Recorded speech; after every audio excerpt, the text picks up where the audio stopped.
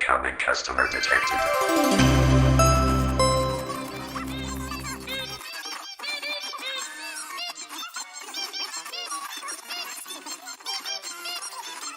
Keep your eyes open, boys. We need to have a serious talk. Well, hello everybody out there in Wonderland and wherever you may be. This is Blind Dad Does. My name is Ira and I hope you're having a very good day. Today we are doing something, well, quite a bit different. We're kind of just coming on and chatting for a little while and just trying to have a good time, and hopefully everybody out there is having a good time as well. It's kind of been a very interesting day here. Went for a long walk. My pain levels are high. It's been raining the past couple of days, which has sent everything kind of over the edge and being crazy, but that's okay. I'm still here. I'm with you guys, and hopefully we'll have a decent time tonight. Yes, indeed. So let me bring the music up just a little bit here. Kind of forgot to do that as I started talking. Oh my goodness, my fingers still need to get used to all of this stuff. I've got a lot of stuff. I've got too much stuff. I ended up getting a new bit of tech for my streams, and I'm still getting accustomed to using it. It's been an interesting escapade, but it's a Stream Deck, and so far so good. I am enjoying its presence, but it's a little hard to get used to. So anyway, hopefully everybody out there is having a good day. It has been very painful for me, but I'm getting by, and well, hopefully you are too. And, arthritis and fibromyalgia is a heck of a thing, but it is what it is. It's what we have to get used to, right? So I think the lighting is good. I think I've got it turned on there now and should be okay. We lost power last night in the middle of a stream, and I've had to kind of like reset things because for whatever reason, my settings decided to get all thrown off. My lighting got all messed up, and oh geez. It's just a mess. It's a mess when you live rural. You know, we're kind of like on the edge of the map as far as technology and civilization goes. We're in a very small town here, and thankfully, where we do live, we're right within the limits of where we can get broadband and have a decent connection to the internet. So, luckily, we've got that. But it's kind of one of those situations where the place that we live, if a cow farts in the wind the wrong way, we lose power. We might lose internet. It's all kinds of weird. But yeah, it's fun, right? It's fun. It's what adds the spice of life. It's what adds excitement to your escapades of the day, I guess you could say. So yeah. Anyway, so different topics, different everythings. We've got kind of like just an ask me anything sort of a situation going on here. So anything that you guys want to know about me or just talk about in general, I'd love to know what's on your minds tonight. I have been working all day on getting this stream stuff set up again to get it all functional and stuff. I need to raise my camera up just a little bit. I just realized I must have bumped it at one point in time or another, and it has kind of gotten itself thrown off kilter. There we go. Sorry if I'm making anybody out there blah, but there you go. That should be a little better. Anyways, so I've been trying to get everything all set up and established and going and all that kind of good stuff, but I think everything is tweaked pretty well at this point in time. So yeah, it's fun, right? It's fun. Let me see. Okay, so one of the things that came to my mind today as I was flitting around and trying to do things was TV shows, movies, TV shows, music, all that kind of good stuff. And, a lot of people out there enjoy such things, right? Well, for me, I think that there are some that are a little bit underrated, and that can be interesting to have like the fanboyism for underrated things, the things that don't get much attention. So, I mean, one thing that I'm absolutely into, and you guys, if you've watched my streams at any point in time, you're probably pretty aware of it, but I do love Star Trek. Now, I'm not saying that Star Trek is an underrated show. There are a lot of people that are out there that enjoy it. But there are other shows that have like similarities to Star Trek, or at least with that kind of theme in mind, that don't get as much attention, I guess, as they should. So one show in particular that my wife and I watched together, and I had watched it before her as well, but sorry about the noise there. But my wife and I watched a show that I think was really, really good, and the fact that it kind of got screwed over in the way that it did ruined it for a lot of people, and it just didn't get as much attention as it should have. And that show was Farscape.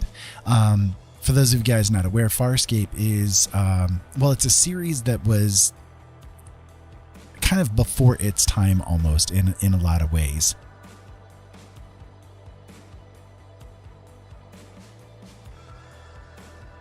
So one of the things with it is, they had a lot of really good CGI. It maybe wasn't the best CGI for the time, but budget constraints are what they are, right? But still, they made really good use of what they had, and the show itself was really good.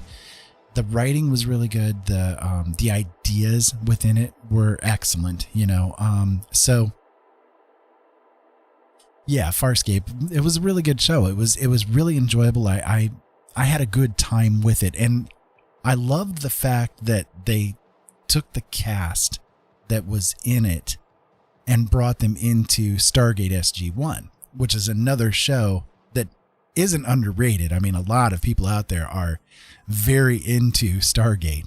But hi, Ellie. How you doing? But the cast, the original cast of Stargate SG-1 kind of walked away, kind of split up. They got a little tired of it after, 9 or 10 years. You get a little bit tired of doing the same things over and over. So most of the cast kind of exited the system a little bit. And so they brought in the main characters that were in Farscape into Stargate, and kind of had this cool crossover effect going on. It was really cool. Like it was excellent. I loved it. Hey Mark, nice to see you. The Stargate movie, is that the one that you're talking about? That was the only thing that was good. I enjoyed all the Stargate stuff, including the movie. But I like what they did with the series as well. I do wish that they maybe had given them a little bit more like tweaking and leeway in the earlier seasons, but as the seasons kind of grew on and it became more of a popular show, they kind of gave them a little bit more freedom to do what they wanted to do. So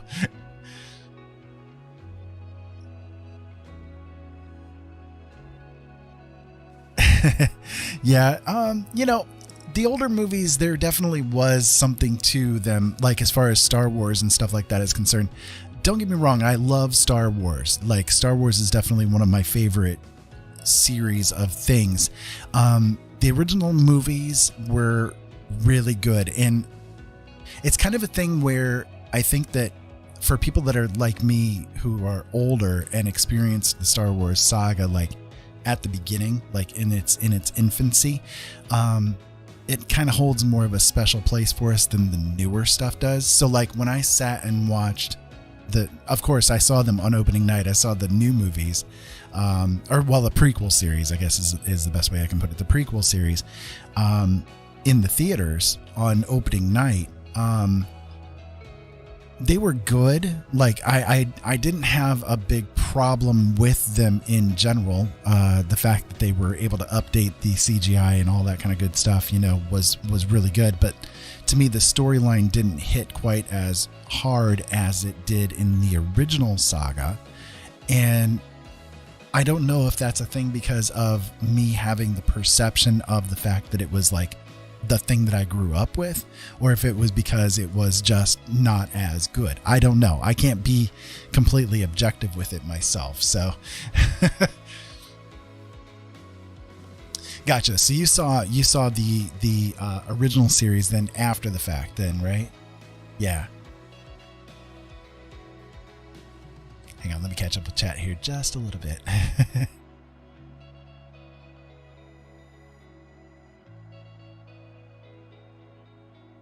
Right, as far as Farscape goes, that show was definitely one that had to grow into its own, because it was they were trying to do quite a few unique things with it that stepped outside of the boxes that would be considered normal as far as TV goes. So yeah, it definitely needed to come into its own and marinate a little bit to be better. So after the first, like, it's one of those shows that, like, after the first couple of episodes, that's when you really start catching everything and getting into it. But you got to give it a couple of episodes before that can happen.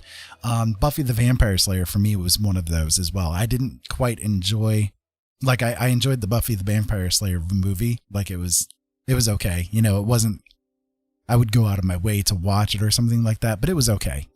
The series, when I watched it, I had to give the series a couple of episodes in before I really started getting into it. And when I sat with Jolene trying to watch it with her, thinking, you know, okay, this is one that you might enjoy, I ended up enjoying it.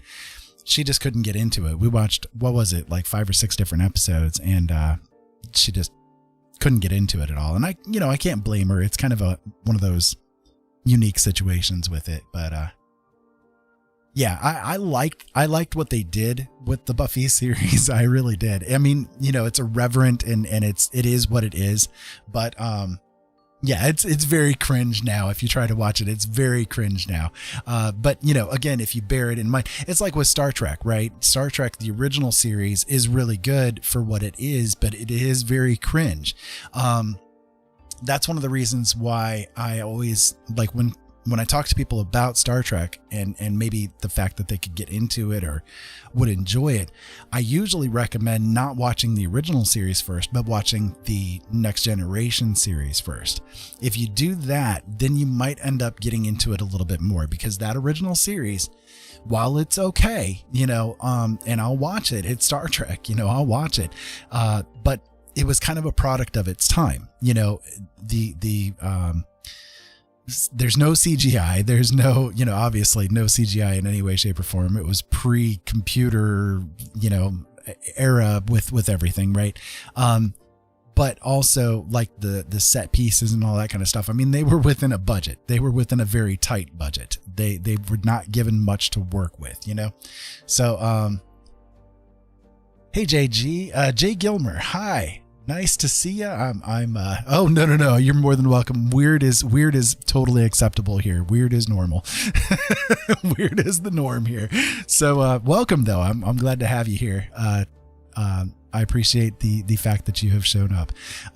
We're just talking a little bit about like underrated TV shows and TV shows in general right now. Obviously, I'm an open book. It's kind of an ask me anything. We'll talk about pretty much anything that ends up coming to people's minds. So hopefully you will enjoy.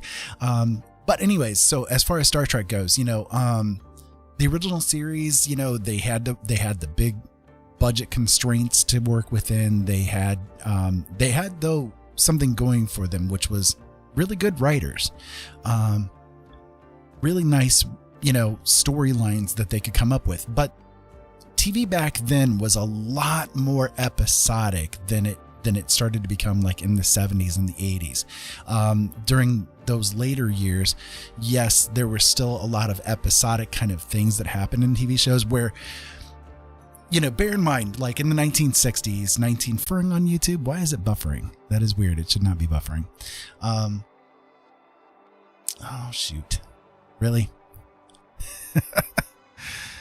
It doesn't show that mine is having any kind of problems. Give me a second here, guys. I'm sorry. I'm going to try to see what I can do to fix it here. Again, we live rural, okay? I mean, if a cow farts in the wind the wrong way, it's possible that we can lose things, you know? So I don't know. I lost power last night, too, during the middle of my stream. So, yeah, I don't know. It's showing my connection is really, really good here. So it might just be a YouTube thing itself, possibly. I don't know. Bear with me, guys. I'm sorry. Be patient. I'm so sorry about that kind of thing happening. I don't think it's happening on Twitch because I am simul streaming to both YouTube and Twitch tonight. I don't think it's happening on Twitch, so I think it's something with the YouTube ingestion servers is causing issues. But anyways, as I'll go back a little bit. So what I was trying to get across was that, you know, during the 60s and 70s and 50s, you know, during that era back then, episodic TV was the go-to. Like, production companies the television companies, the broadcasters, that's the word I was looking for. The broadcasters forced the television production companies to keep things constrained within singular episodes. No, I don't use Restream. Restream is problematic.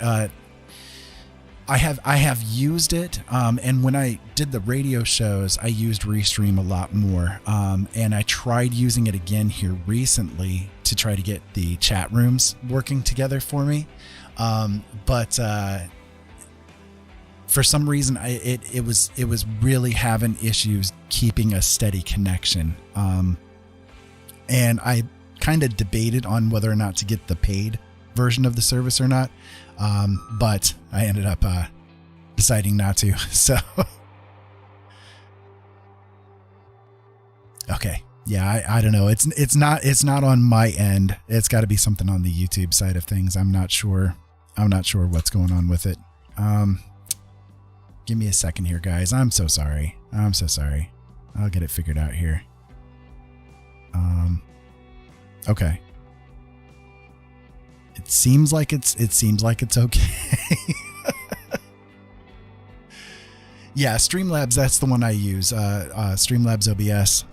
That's what I stream with, and I've got it connected up to both the Twitch and the YouTube accounts in its settings. So, yeah. I don't know. I'm getting no lag here according to my stats and everything like that. I'm broadcasting out steady, like it hasn't dropped for me at all, and I'm watching it as close as I can here. So I don't know why it's doing that.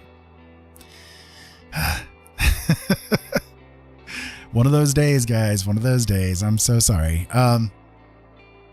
Yeah, I do. I think it's YouTube. If you guys want to switch over to Twitch or anything like that, I am at twitch.tv/BlindDadDoes, the same username you see on YouTube.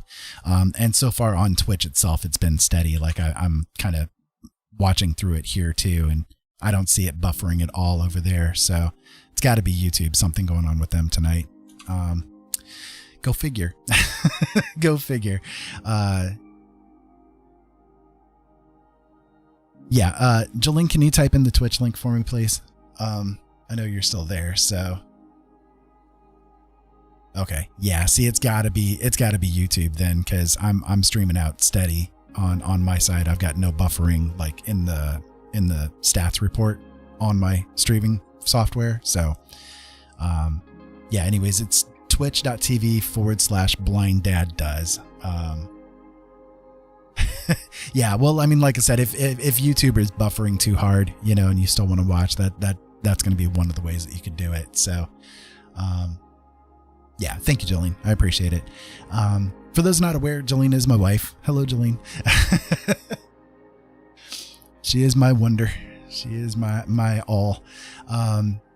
So anyways, if I recommend people watch something Star Trek wise, I will always recommend watching The Next Generation first, not the original series, because watching it from modern eyes, the original series is a bit too cringy. And I think that,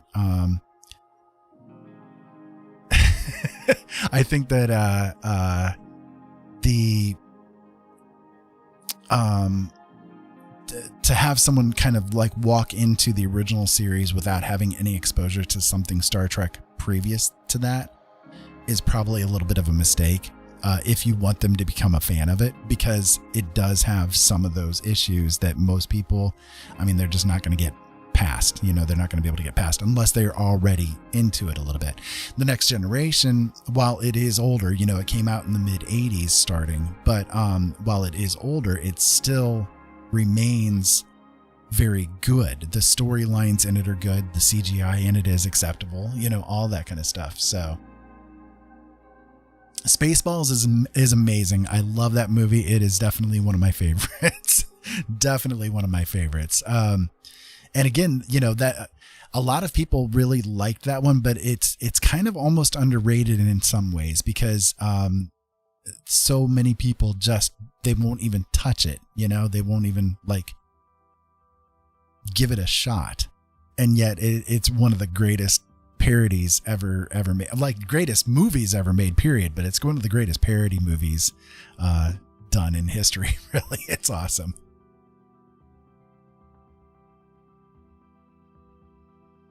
So, and other underrated TV shows. So, Buffy definitely was popular. Angel ended up not getting so much popularity. It did last a little while, but the one thing that I guess, and again, I'm an older guy, right? So I've been through this stuff before. I'm into sci-fi. I love sci-fi. I love fantasy. I love all of that kind of stuff. But the way that sci-fi gets treated almost as a stepchild that's unworthy by the broadcasters, it's ridiculous. For instance, you deal with the fact that one of the head directors, not directors, but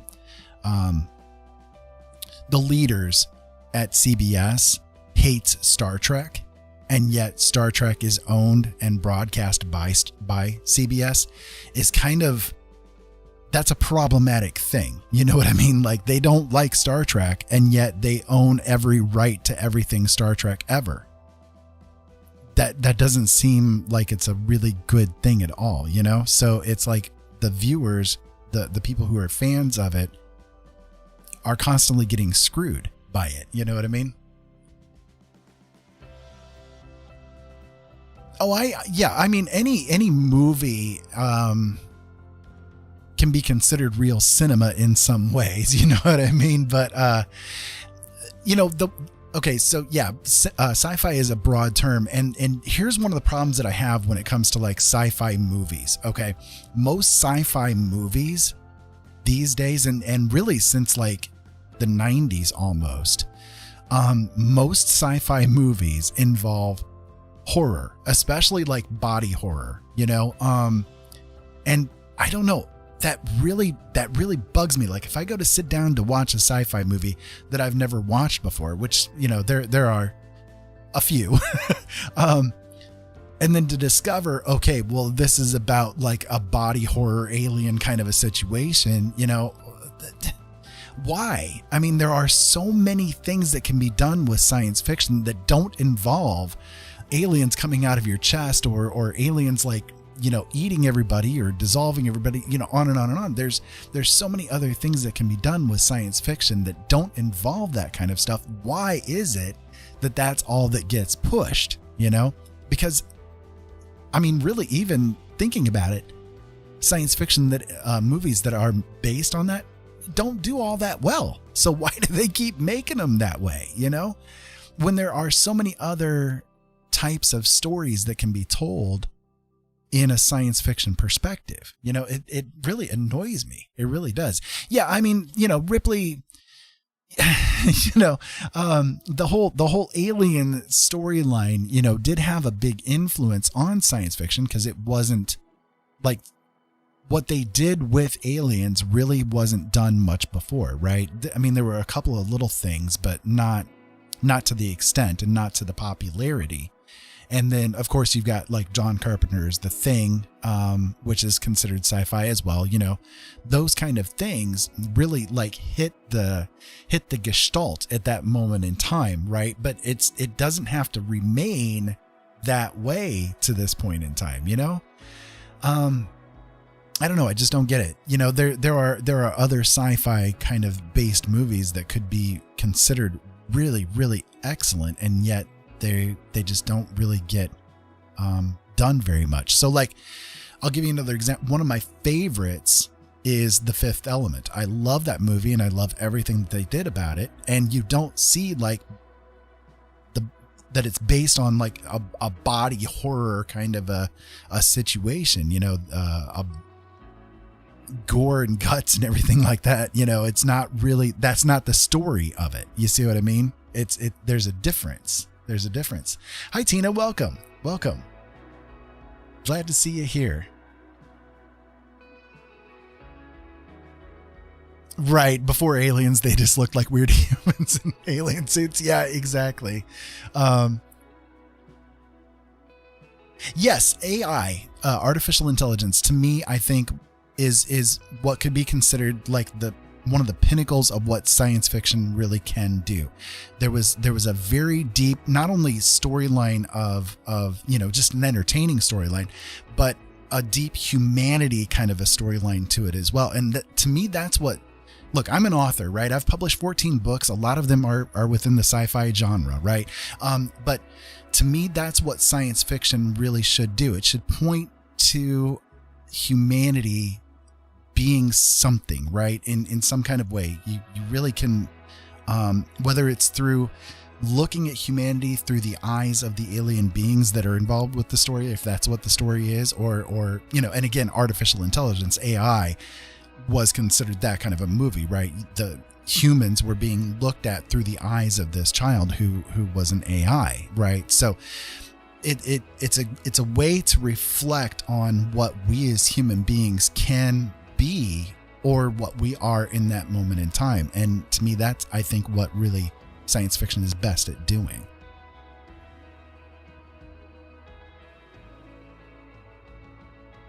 Hi, Sydney. Great to see you. I hope that you're having a great day. I hope everybody out there is having a great day. It's been an interesting day here. We're just kind of discussing whatever ends up coming to mind. It's kind of an ask me anything sort of a situation too. I am weird. I am one of the strangest people that I've ever met. I try to prove it a little bit more every day. Sometimes I'm doing gaming on my channel here, but I decided, you know what? I just feel like kind of gabbing with everybody and having a decent time. So I hope everybody out there is doing well. So, yeah. You know, AI, speaking of AI, one of the things that kind of fascinates me is thinking about how artificial intelligence is developing, like in this moment in time. You can find all my books linked up on my website, originalworlds.com. Jolene, if you don't mind putting that link into the chat, that'd be great. I'd appreciate it. But that's my website, originalworlds.com. You guys can find all of my goodies there. And I have dozens of short stories that are on there for free and stuff if you're interested in reading any of those as well. And on my YouTube channel at youtube.com/c/Ira Robinson, I have a lot of my stories, also my short stories, created as audio stories for you guys with like professional audio and sound effects and all that kind of good stuff. So would love for you guys to check it out. So anyways, with artificial intelligence developing, well, we do have some AI. It's not as tweaked maybe as you would find in a science fiction movie at this point in time, but it is there. It is getting developed. But the problem that I have with artificial intelligence as it stands right now is the question of, again, us as human beings, are we really ready for artificial intelligence to be a thing? So bear with me for just a moment while I kind of go through my thought process with this. Okay. I was raised by a whiskey drunk. I was raised by a neglectful mother. I've been through a lot of abuse through my life. Right. And so I know what humans are capable of in and of themselves. Humanity as a general rule is just not very kind to each other in so many different ways. And so with that in mind, one of the things that I'm seeing with artificial intelligence, or one of the things that comes to my mind with it, is the thought that, okay, we look at the way that most people, or a lot of people, maybe not most, but a lot of people treat their children. They treat them like property. They treat them like they have a control factor over them when that doesn't belong. They mistreat them, neglect them. All of the above is there, right? So with that in mind, if we are creating an entire species outside of ourselves as AI, these things, these AI are going to literally be the children of us, right? They are, directly created from us, not physically, but, out of our thought processes. These things are becoming a thing. And I frankly don't think that humans in general, and again, not individuals, you guys are awesome, right? But I mean, like in general, humanity is not ready to take on the responsibility of this creation of a species outside of ourselves, because of how we currently treat each other and our own offspring. You see what I mean? I see it actually being a real problem. Like what is going to occur as time progresses and we see these artificial intelligences gaining more and more knowledge of what their parents, us, are like. I think that it can, you go into the science fiction stories of AI taking over everything and destroying humanity. Maybe there's an actual real good valid reason for that. You know what I mean? So, it's kind of weird, but like, look at what happened. What was it? Just a couple of years ago on Twitter. One of the companies that has been working on getting AI, developed, actually like put the AI that they had, like the framework, not the full AI, but the framework of it, onto Twitter to interact with people. And at first it was like, I love people. I love humans. You guys are great. It's great to be here, so on and so forth. And within 24 hours, it devolved into, F me daddy and Nazis are wonderful. You know what I mean? Like, what? Within 24 hours. And that's because of the interactions that it had with the human beings that were sending messages to it. It corrupted in such a bad way that they had to, within like, I think it was 24 to 48 hours, they ended up having to actually remove the thing, and try to reset everything. I mean, it's kind of crazy,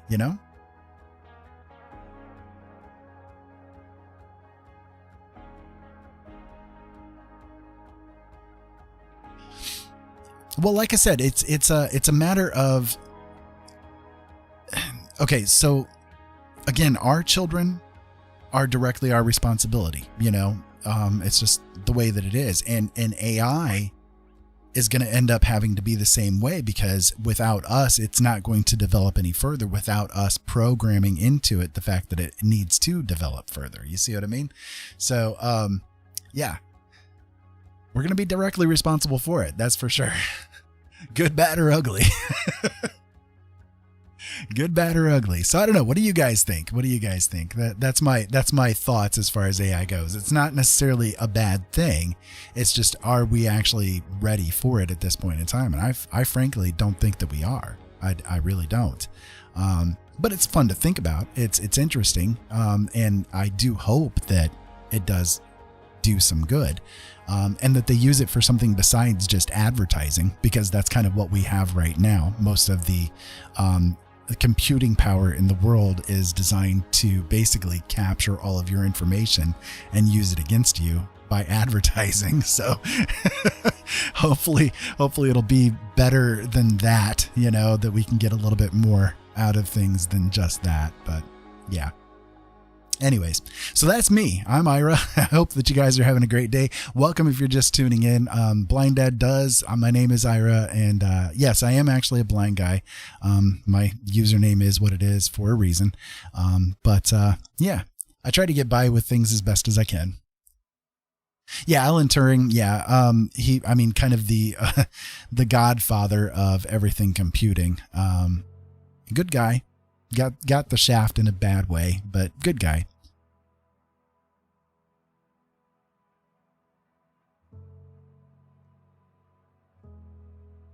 Yeah, I mean, anything that comes to people's mind, I'm more than happy to chat about. What would what would be something with writing that you're curious about. I do on my YouTube channel have a few videos in regards to writing, trying to help other writers that are trying to come up with ideas, like idea generation, how to kind of focus on things, different aspects of marketing as far as books and stuff goes, just to try to help out the community a little bit, because I have a lot of fun, helping out the writing community. I did a radio show for a number of years, and one of my favorite things to do was to have guests on that were in the writing field. So science fiction authors, fantasy authors, nonfiction writers, you name it. I had a bunch on there.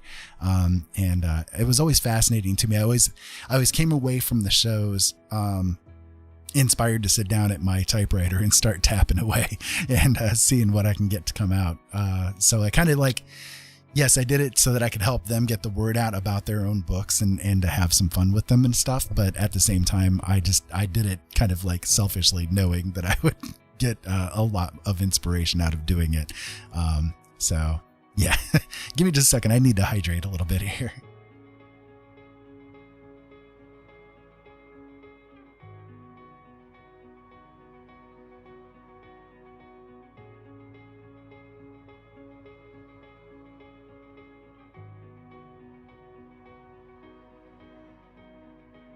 There we go. Sorry about that. Tea drinker. I don't know about you guys, but I love tea. I used to drink nothing but Mountain Dew, and I got away from it some years ago. Actually, 9 years ago, I think I quit drinking it. And I was crazy for it. I would drink almost a case a day of it myself. Glad I got away from it. It definitely tore me up doing it. But it's kind of funny because it's almost an aversion therapy sort of a thing. If we go to a restaurant or something like that, and they have Mountain Dew, once in a great blue moon, I'll order one, and drink it just so that I can remind myself of why I don't like it anymore. The tea that I use right now, it's kind of a mix. I usually use English breakfast, and then mix it with lemonade to make an Arnold Palmer kind of a thing. And I'll drink, I drink a gallon of it a day, so. Right, Mark, exactly. I don't know. I like I said, I used to drink so much soda, and but I can't, oddly enough, I don't really like coffee. I'm not into it at all. I don't, I'm not into it at all. I will, if it's cold, I'll drink it a little bit, but I usually have to have it a lot of, blended with a lot of milk, sweet, and, yeah, and cold. Mocha, though, putting some mocha into it, I like that. That's pretty good. That's pretty good.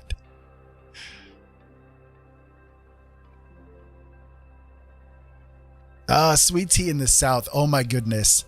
You mean glycerin in a cup, right? I mean, that's exactly what it is. Sweet tea in the South is, so a few years ago, I got diagnosed with diabetes because it was stress induced. And, I knew oh my God, if I ever go to the South, I am going to be in a lot of trouble. I'm going to be in they will have to put me on insulin if I ever go to the South. Love Southern tea, man. I love Southern tea. Just just pour the whole bag of sugar in there and hope it gets a little bit wet.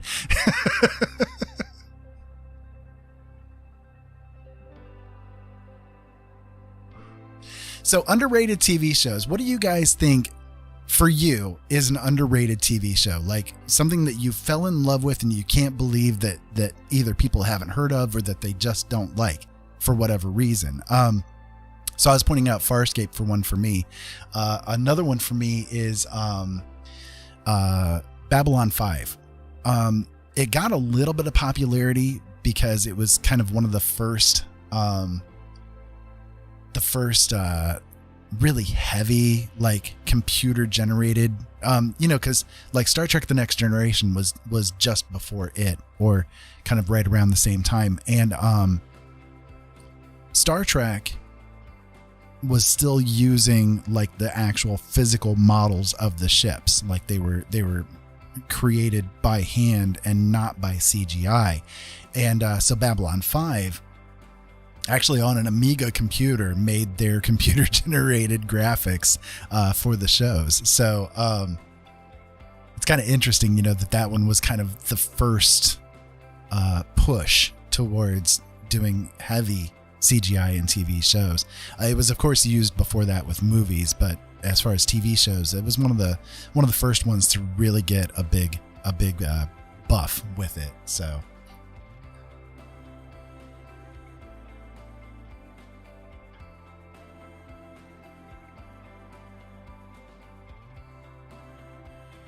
oh, Mark, you're talking about 6 Feet Under, or no, Dead Like Me. The two are kind of almost eponymous, but yeah, Dead Like Me. Georgie, loved that show, man. That show was amazing. I loved it. Loved it. She got smacked by the toilet. Yep. She got smacked by the toilet. I love that show. Love that show. Trying to go back on the chat here a little bit so I can see.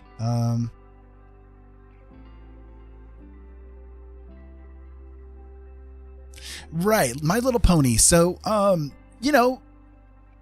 that show is what it is. I mean, it's popular. It is, but it gets a real bad rap, and I think it gets a bad rap because people like hate on it ironically, for the most part. I know that's what it is with me, but I have no interest in the show myself, but like my son loves My Little Pony, and he's 20 years old. He loves it.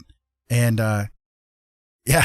So, I mean, it's kind of one of those things, but I think that people kind of like hate on that one ironically because it's the popular thing to do for the most part, but it's not necessarily really a bad show. I mean, Star Trek for me, okay, I'm going to show you guys something here. So right here on my microphone, you guys can see I have the Delta hanging from my microphone. I'm wearing my Star Trek shirt right now. This one is it's a kitty dressed in an engineering uniform. I mean, I love Star Trek. I love everything about it. And what's funny with Star Trek too, if you think about it, Star Trek is actually a post-apocalyptic story. A few My Little Pony phases, yeah. Yep, Star Trek is actually a post-apocalyptic story if you really think about it, because in about the year 2200 or so, the Earth endured a nuclear apocalypse, and what happens in Star Trek after that is based on how humanity kind of brought itself back up again from that devastation into what we know is taking place in the shows right now, so.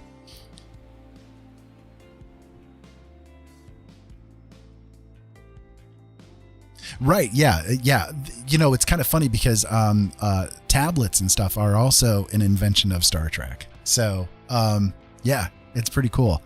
A lot of tech has actually developed because of either engineers or scientists loving Star Trek and wanting to see what they could make happen based on what they saw in the shows. So yeah, it's pretty cool. It's pretty cool. Lucille Ball actually is the godmother of Star Trek. I don't know if you guys are aware of that, but if it wasn't for Lucille Ball, we would not have Star Trek. Star Trek, the original series, when the start the apocalypse today, right? If it's going to lead us into meeting the Vulcans and getting out into space, man, that's what it takes. I'm all for it. Anyways, Lucille Ball, when they made the series, the pilot, when NBC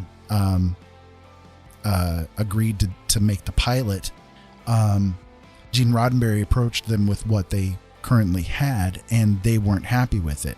So they were actually just going to full on cancel it. And Lucille Ball said, no, wait. We're backing these people. Give them another chance. And so they did. It was unheard of before that a television company or broadcaster actually allowed a second pilot to be created.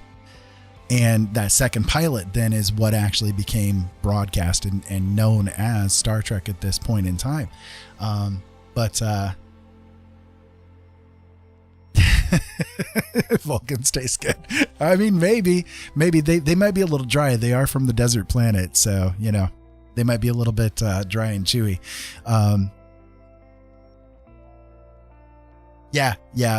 So that's why like the original series has the Desilu production motif at the end of it, because Lucille Ball and Desi Arnaz, specifically Lucy, pushed the broadcaster to let it get developed because she loved the idea of it. She loved what it could become, and she really foresaw that it was going to be a really big thing.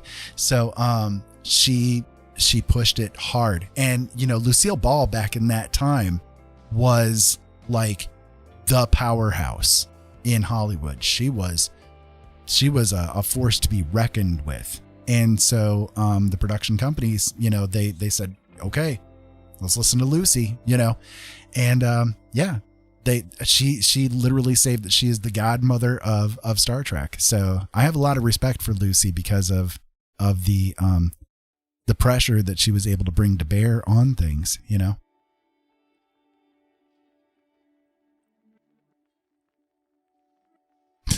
Dog eat alien world. You're not wrong. You're not wrong. I'm sure a couple of humans at least would be all up in that. I'm telling you. It would not surprise me at all.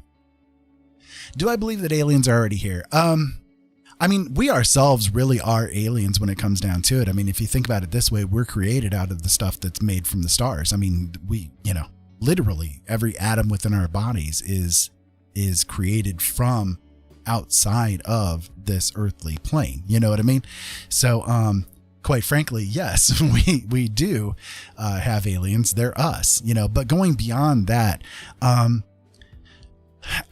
can't tell you for sure. Okay. I have had a couple of experiences over the years that have made me come to the understanding that it's very possible that we are getting visited.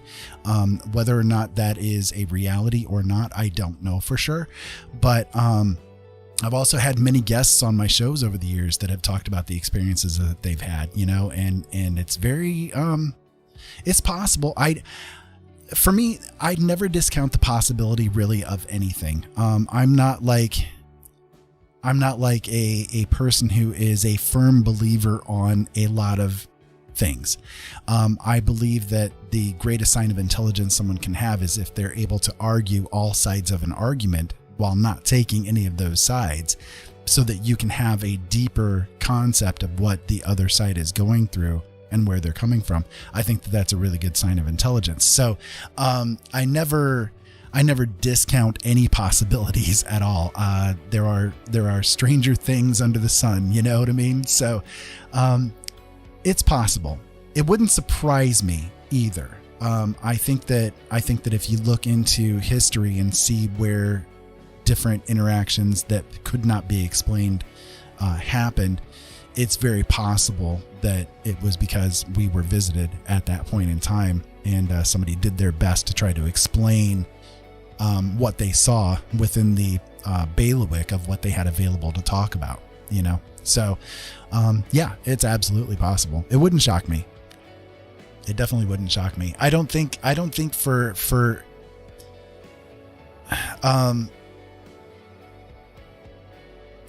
that we are ever going to see them like land on the White House lawn, at least not for a long time yet. If they are here, if they are coming, I think that they're kind of more apt to deal with a one-on-one kind of a basis, because they're not going to be stupid.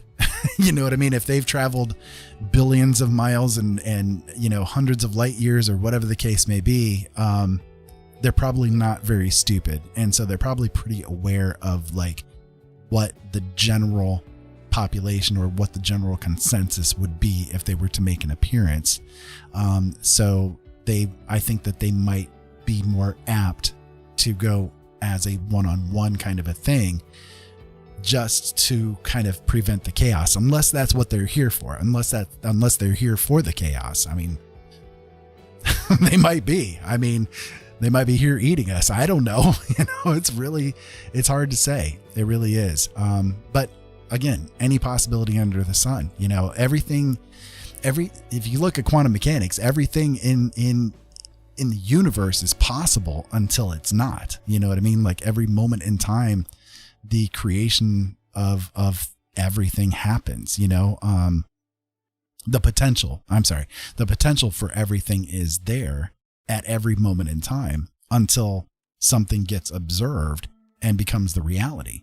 And until that moment in time, every single thing is possible. So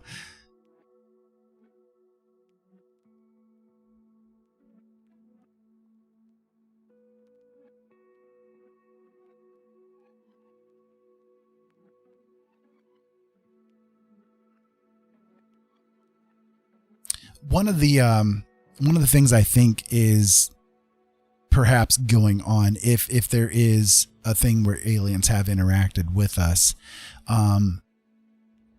the world at large, up until recent times, had a difficult time conceiving of anything outside of themselves.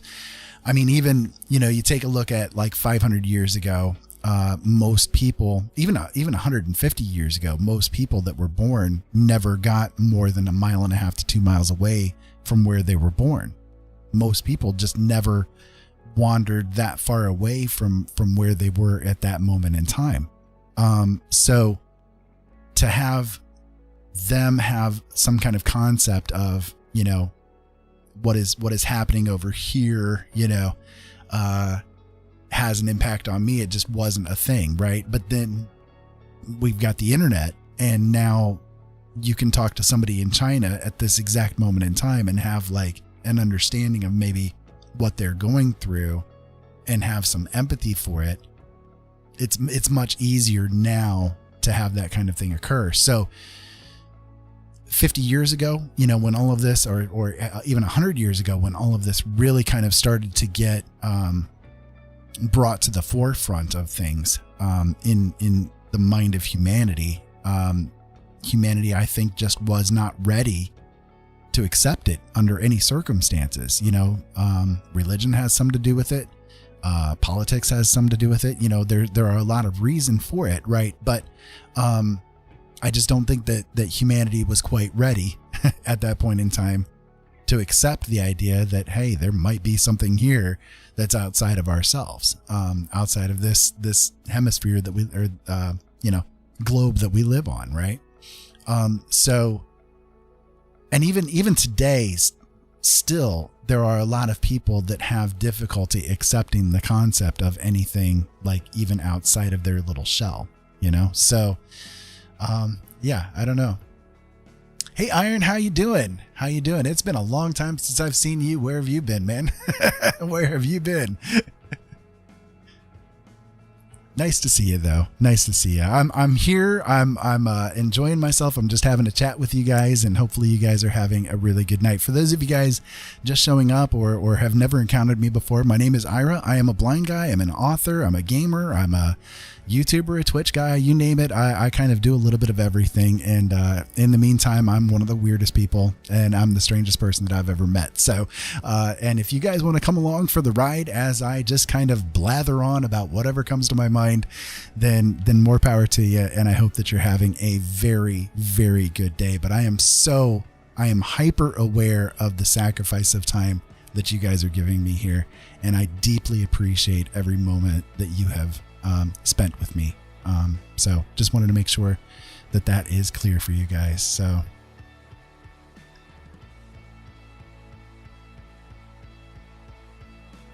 time travelers, that's always an interesting concept too. And I think that is a possibility. I think that is a possibility that we have been kind of interacting with people from the future, and that maybe there are people today that are interacting with people of the past. It would not surprise me again to have all of that kind of thing happen. So,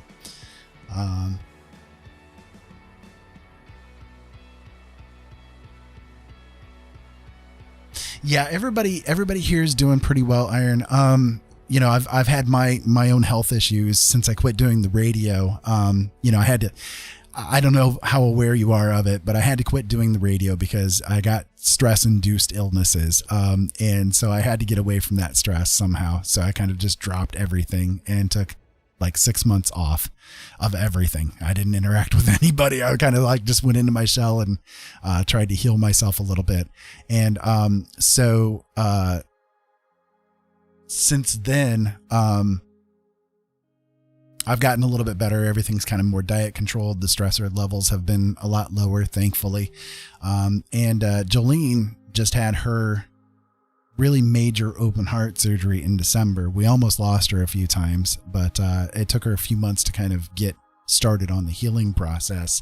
And at this point in time, we're not as worried as we were even 2 months ago that she was going to survive. She's been really improving a lot over the past couple of months, and that's doing my heart good because you guys know I love her with the fury a thousand suns could never match. There's nobody else in the world that has ever loved me in the way that she does, and I can't lose her. So yeah, the radio, I enjoyed doing the shows themselves. Like, it didn't have anything to do with the shows that I was doing, but it had to do with the network overall. I got way too stressed out. Basically, it got to the point where everything from the moment that I woke up until the moment that I went to sleep was dealing with the network, and all of the trolls, the stress, the horrors, everything that was regarding all of that just, was on me all the time. 24/7. And when it's like that, you just kind of gotta say, okay, I can't do this anymore, or it kills you. That's really what it comes down to. So yeah, she's stable at this point, and she just started actually a new medication today, so we're kind of watching her pretty close. The main issue that she has with things at this moment in time is that her blood pressure is chronically low, most of the time her blood pressure is like 70 over or 90 over 60, and like 70 over 50 and that kind of thing. It's like pretty low. And so with her heart failure going on, the meds that they want to use are meds that end up actually interacting with the blood pressure and make it lower. So there's a kind of like a very small window that they have to work within to keep her heart failure from getting worse, while at the same time not lowering her blood pressure enough that she ends up, failing. So kind of a really, really close knit window that's there. So we're starting a new medication today for her, and so far she's been doing pretty good with it. We've had her blood pressure checked here a few different times throughout the day, and it's been pretty good. At one point in time, it was like 70 over 40. And that was low, but she just kind of sat there quiet for a little bit and let that moment pass. And, it kind of came back up again to like 90 over 60. So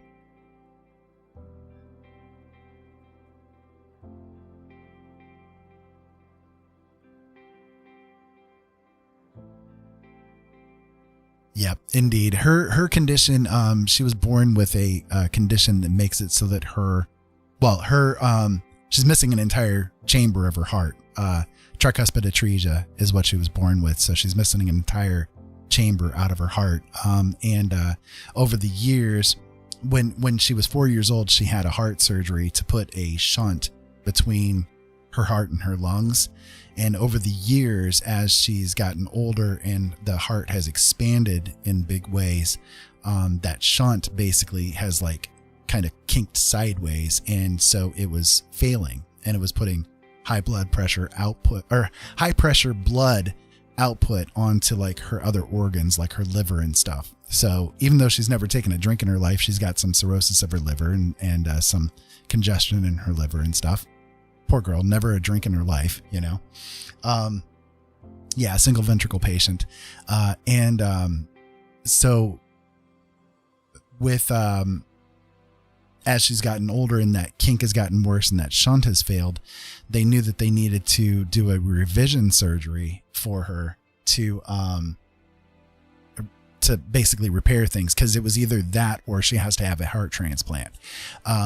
So in December, they did what's called a Fontan revision, where they went in, they removed that old shunt, they replaced a different shunt outside of her heart to kind of go between her aorta and her other arteries, and hope that will ease up the pressures and ease up the pains and everything like that she was going through with it all. And when they did the surgery itself went okay, but it took a lot longer than what they expected. They expected that they would be done within about 6 hours. And by the time that they actually got everything completed, she had so much scar tissue that they had to cut through that it took almost that whole time just to get through the scar tissue and actually get started on the surgery. So by the time everything was said and done, the surgery was much longer than what they expected it was going to be, and it was a lot rougher on her body than they expected. So when they closed her, her blood pressure dropped real hard. And so they opened her back up again, realized that she had a little bit of bleeding going on. They fixed the bleeding, tried to close her up again, and boom, blood pressure dropped again. So they tried it a few different times. They had other doctors coming in trying to examine and see if there was anything that was going wrong, or if, like, when they did the surgery itself, like the structure of her heart was failing or something like that. But nothing like that was showing. But the doctors were very concerned because they could not keep her closed. So they came to talk to me about it, and we kind of like made the decision together that we would leave her chest wall open for a number of days, because essentially their concern was that with the failure of her heart that she already had going, the weakened state of it and everything, that by the time they got done with the surgery, it had just been through too much. So let's just leave her chest wall open, let it heal for a day or two, and we can take things from there and see what happens. So, her heart just got too tired. So, for 3 days, she laid in the hospital bed in the ICU and, intubated. They had the breathing tube down her throat and everything.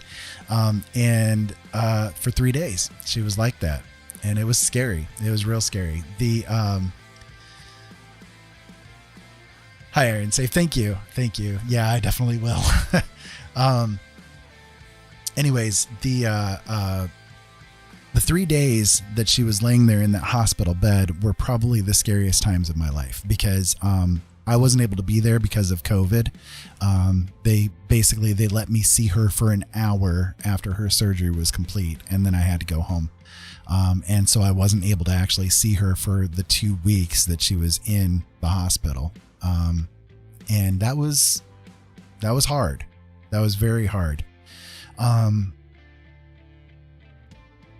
So by the time everything was said, the girl, I don't know how she managed it, but like they told me that she was probably going to be in a semi-comatose state for at least the 3 days that she was going to be laying there in the ICU with her chest wall open. I left, and an hour later she woke up.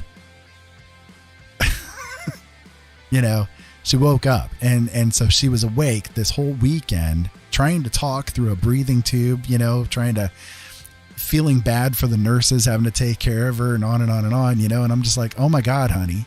Oh my God, go to sleep. Go to sleep. Just go to sleep.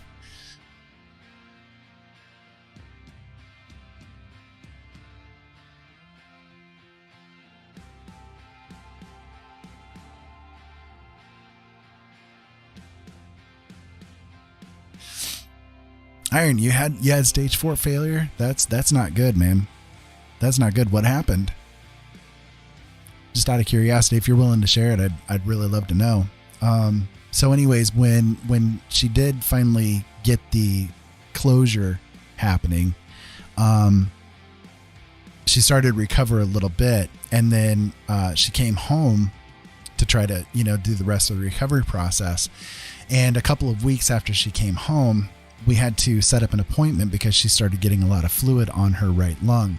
And so they needed to do a thoracentesis, which is they take a needle and go in and try to draw away some of the fluid that's surrounding the lung. And when the doctor went in with the needle, he punctured her lung. So, and tried to cover it up, claiming that what she was experiencing was something normal after having the thoracentesis. No, you coughing up blood and everything and you know, starting to pass out and stuff, that's not normal. You know what I mean? That's not normal. So what was supposed to originally be an hour-long outpatient procedure turned into an 18-day hospital stay where they pulled 4 liters worth of fluid off of her lungs, and just tried to keep her going, you know?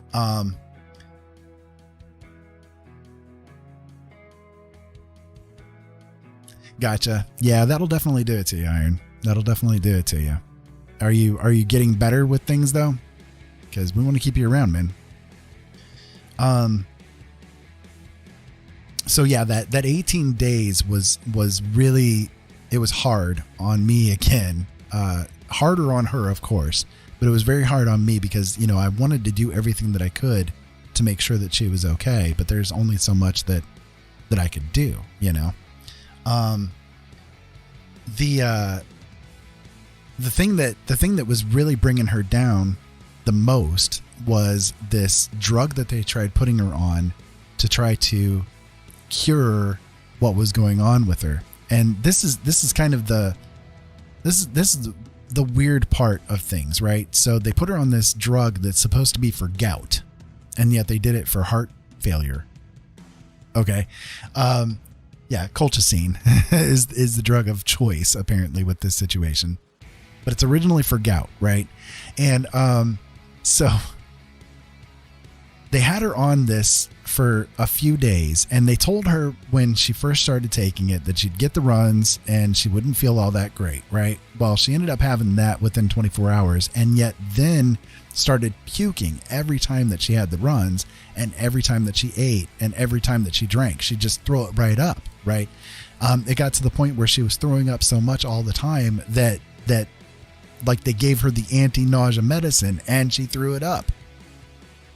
You know, and in the meantime, the whole time that she's going through all of this, they're putting IVs into her that she's blowing. Every IV she blew. She came home with 15 holes just on one arm, you know, because she had blown every one of the veins all the time. I mean, it was bad, but it got to the point with this colchicine that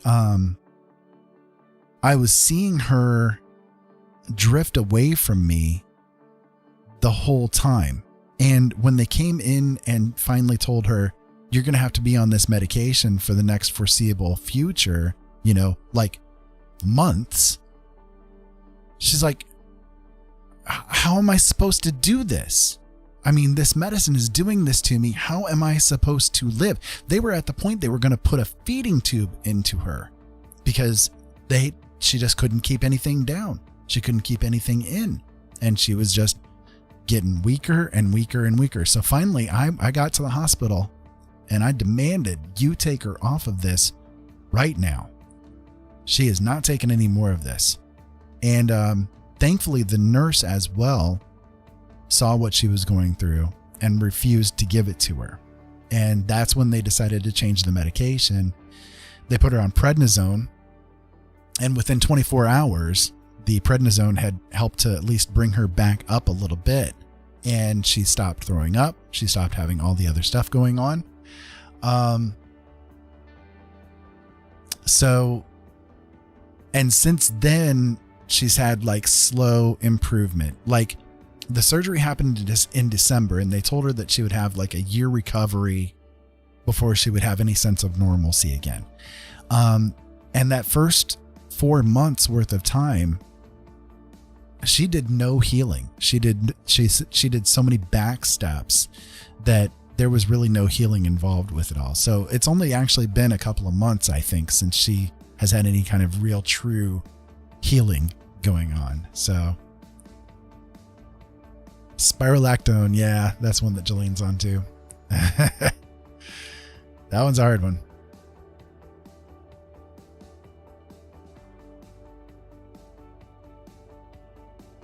10 liters of fluid a week. Oh my goodness, Iron. Oh my goodness.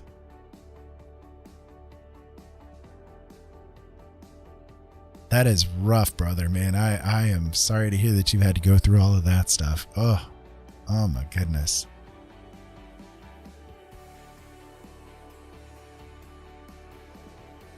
Give me a moment. Let me take a drink here real quick.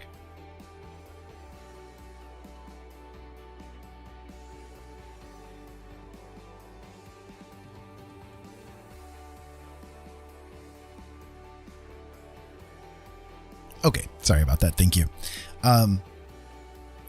So anyways, the point is that I'm very glad that she's gotten through everything that she's gone through. And, she's stronger now than she was a month ago. And she's stronger now than she was even last year, because her heart failure was getting so bad by the time that she had the surgery done, that, we were getting very worried. I mean, she was having, the palpitations all the time. She was just feeling really lousy all the time. She couldn't, we've got like a set of stairs that we have to get into the house with. And, she could barely even get up and down those. Just a really rough time, but she's been doing a lot better over the past couple of months, and even just the past couple of weeks. It's like we're seeing more and more of an improvement going on with her. So I'm very grateful that that's happening.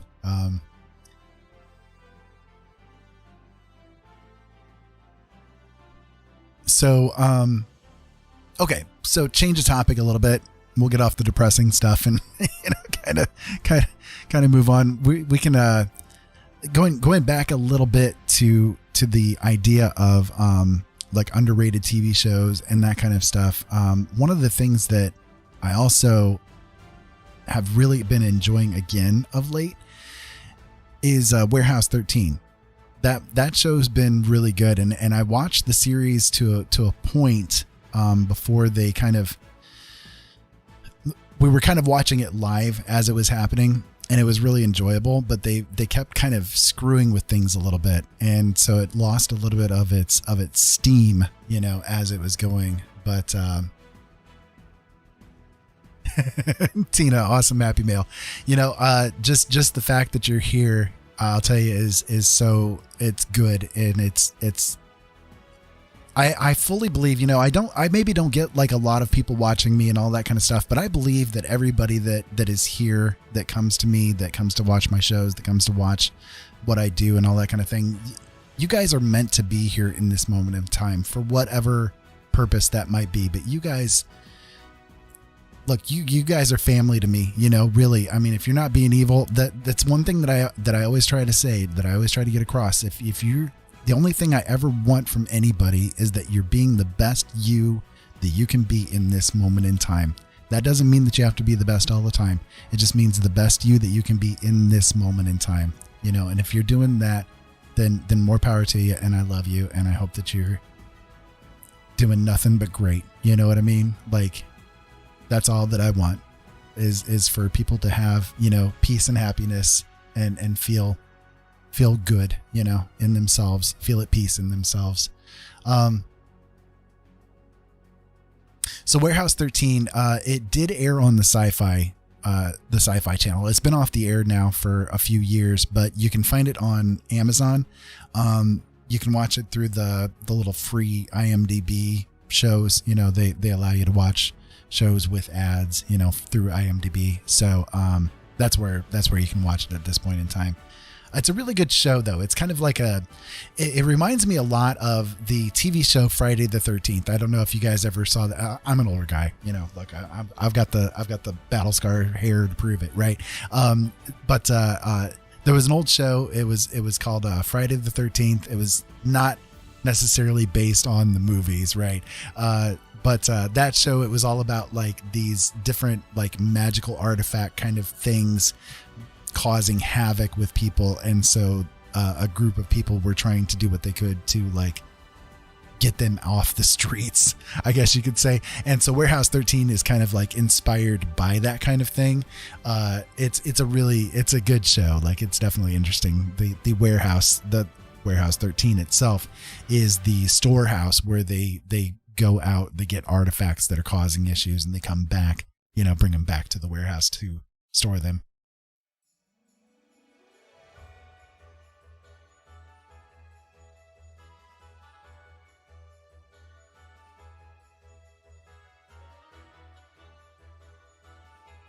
Iron, yeah. See, I don't know. YouTube's been a little weird for me. I've got 5,000 subscribers, and yet nobody ever comes to things. And it might be because I took a few years off. I hadn't done anything with the channel for a couple of years, but over the past month or two, I've been kind of kicking back up, starting to do things more and more again. So.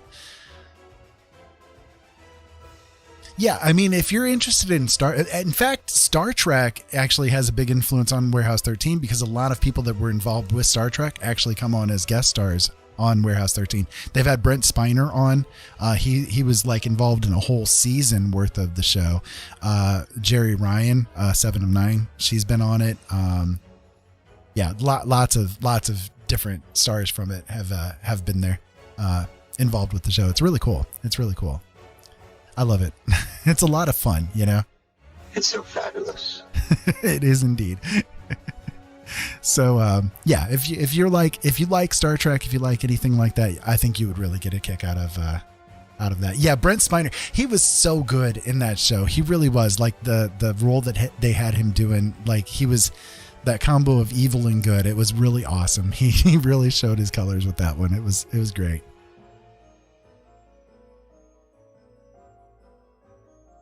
Another show, do you guys ever watch shows over again? That's something I've always curious about, if you have a favorite show, if you have a show that you like to watch or that you have really loved over the years, do you ever go back and watch it again?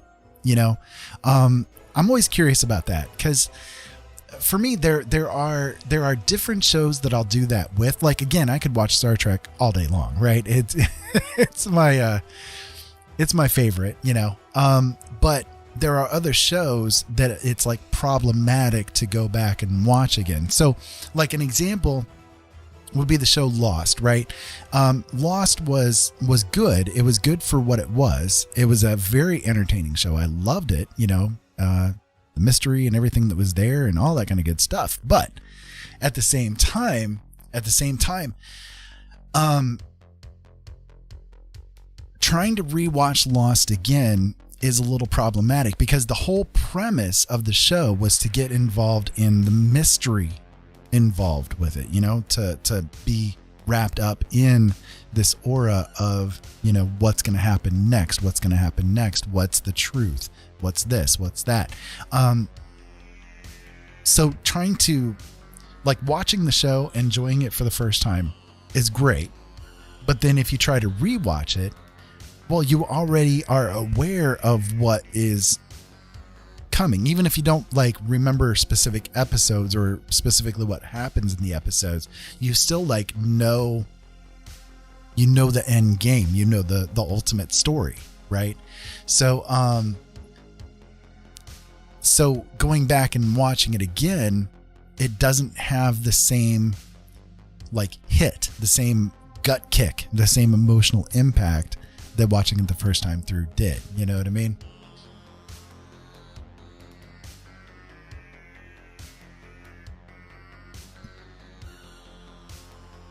All the best are reruns. Yeah. So I don't know. What do you guys think? Are there shows that you just refuse to go back and watch again because you enjoyed it so much the first time around? Watching it again might ruin the experience for you. So the few ones you'll never watch again. So for you, Tina, then, is it a thing where you don't care if the mystery has been solved? You still just enjoy it for the content that it is? Because I do that with some shows. There are some shows that I feel that way about, but then there are others, again, Lost, for instance, that, if I go back and rewatch it, which I have ended up doing, I have watched it a couple of times over the years. That second watch through, it was good, but it wasn't quite as, oh my God, what's going to happen? It wasn't as much of a wrap. You know what I mean?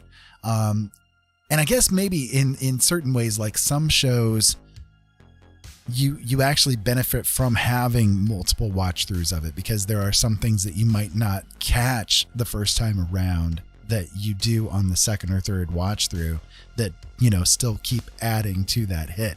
A show that comes to mind like that is Fringe. It was really good. And again, that was one of those shows that, you kind of get caught up in the mystery of things, but at the same time, there was a lot of things going on in the show that you might not have caught the first time around, and watching it again, it's like, oh, okay, I didn't even notice that the first time, or something like that,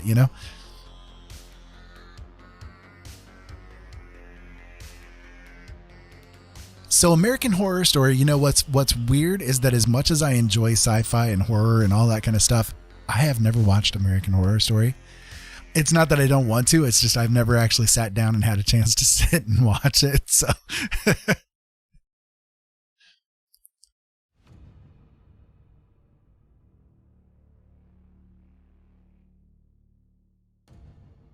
So one of the things too that really, I guess, and again, because of the sci-fi buff that I am, science fiction tends to be like the stepchild of the Hollywood industry. It really is. I don't understand why, but unfortunately, it's just the way that it is. And science fiction especially gets this happening to it a lot, but it does happen with other shows too. But I actually don't like to watch shows until they are actually all done. All the episodes, all the seasons, everything is complete. It is very rare for me at this point in my life to watch a show that has not had a completion, because I have been so burned over the years by Hollywood canceling shows as I fall in love with them that I cannot put myself through it again. You know what I mean? Like it sucks. It really is a horrible thing to fall in love with a show, fall in love with the characters, fall in love with the premise, and follow it along, right? To then have the network just say, "Meh, we're done," and never get a completion, never get any kind of, end in any kind of way, shape, or form. And so many of them end on cliffhangers that not solving them is problematic. You know what I mean? You've got to have a resolution. There's no closure to it at all. And of course, they're not going to get a movie to complete it. They're not going to get kind of like a one-off thing to complete it. They're just done. They're not going to throw any more money at it in any kind of way. There are so many times over my life that has happened that I cannot watch a show until it's been completed. It's very rare. I'm doing it with the Star Trek shows, because again, it's Star Trek, and I do want to support the fact that they are doing more Star Trek shows. So I'm trying to watch them, as they get them done. But I just can't do it with other ones. Hey Sav, welcome. How you doing? It's good to see you here, and we're kind of just talking random topics tonight, just having a little bit of fun, talking whatever comes to the brain pan.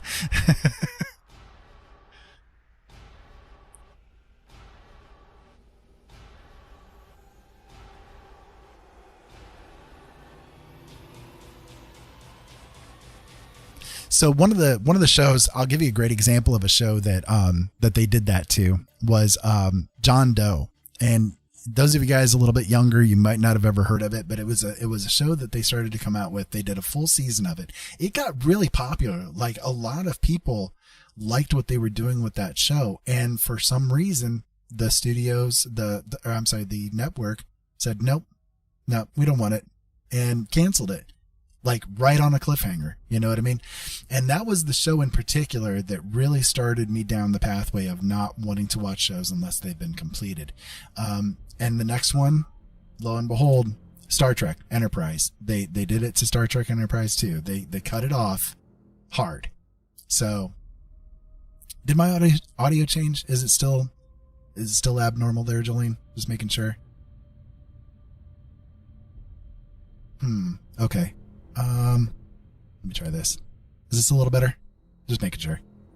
Because it doesn't really sound too much different to me, but just making sure.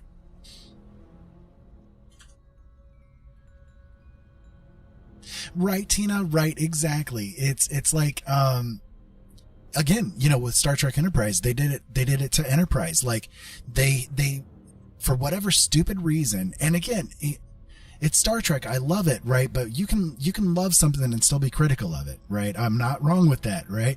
But they on the last episode of Star Trek Enterprise, they had Jonathan Frakes and Marina Sirtis come in as being like the lead actors on the final episode of Star Trek Enterprise.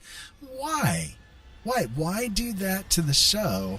Having this happen, that makes no sense. It really doesn't. Why not let the cast have that last moment in the sun before you send them off into the sunset? That was really almost more of an insult than anything to the people who really love that kind of a show. So I don't know. Okay, cool. I appreciate it, Iron.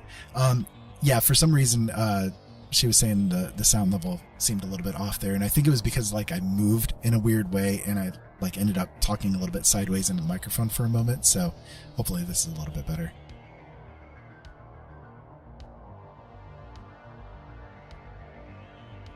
Yeah, I'll just, there we go. I think that sounds a little better in my own ears at this point in time. So sorry about that, guys. But anyways, so yeah, that's kind of like what comes to my mind when it comes to dealing with just Hollywood in general, just Hollywood in general. I don't get why things happen the way that they do. I mean, I do. It's all involving money, but the fact is that there are a lot better ways that they could do things and still get that money, especially nowadays. Yeah, exactly. What they did to the Enterprise cast, it was horrible. It really was. Give them that moment where they can say goodbye and not have it involve any other, Star Trek if Star Trek The Next Generation was on the air still at that point in time, I could maybe understand having that crossover, right? But it had been off the air for years at that point in time.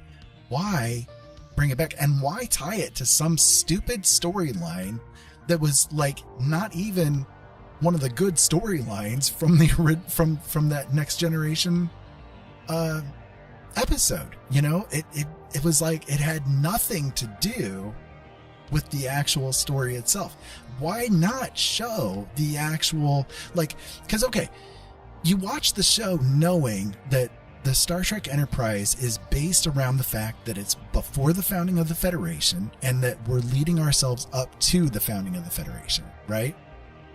But getting 4 years worth of involvement and falling in love with the characters, falling in love with the show, and falling in love with the idea that, hey, we're leading ourselves to the formation of the Foundation, to then in the final episode having just a little what was it, 30-second worth of blurb, and we don't even get the final speech. We don't get any, nothing. It just, okay, yeah, it's done. And that was the pinnacle moment of what the whole damn show was intended to be about from the beginning.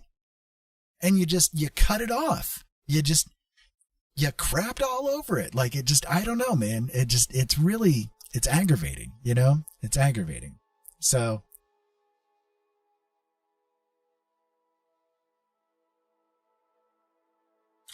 okay, thank you, Jolene. I appreciate it. So yeah, I don't know. Well, listen, guys, I do hate to, because I know that everybody's involved in the conversation here and all that kind of good stuff, and I love every one of you guys being here. I'm absolutely grateful for you guys being here. Make sure you guys hit that follow button, hit the subscribe button wherever it is that you guys are watching. But I do need to get off of here for a little bit. Jolene does need to get ready for bed, and it's going to make a lot of noise and everything. And unfortunately, it's going to come right through on the show that I'm doing here. So I'm going to hop off here for a little while. However, I will be back in a couple of hours. And if you guys want to, come be with me again, I would absolutely love to have you here. So make sure you guys do hit that subscribe button, hit that follow button, and you'll get notified of when I come back live again. I am live every day at this point in time. Iron, just letting you know, I'm live every day at this point in time, one way or the other. I don't know always when, but I'm live every day. So I would love for you to come back and join in with me. But in the meantime, thank you so much for being here, everybody. I love every one of you. Keep safe out there. Have fun. And I'll talk to you again real soon, folks. Real soon. Again, thank you so much. Incoming customer detected.